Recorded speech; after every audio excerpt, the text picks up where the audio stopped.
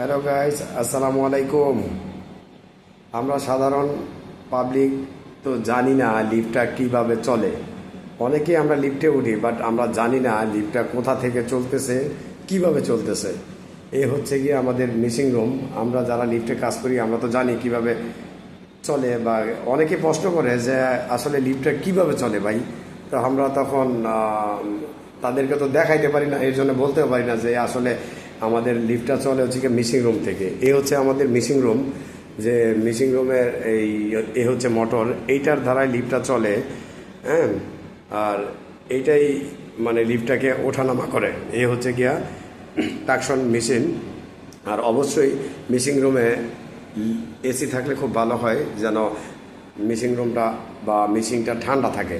ঠান্ডা থাকলে লিফটটা ভালো চলবে। আর এখানে আছে কন্ট্রোল বোর্ড, যেটাকে বলা হয় যে কন্ট্রোল বক্স।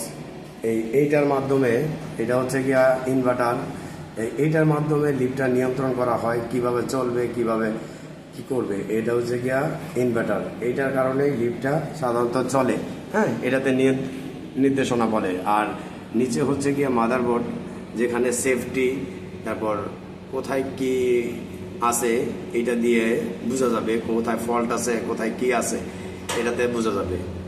তো আমরা যারা জানি না লিফট কিভাবে চলে তারা দেখে নেবেন, অবশ্যই আপনাদের ভালো লাগবে। আসসালামু আলাইকুম।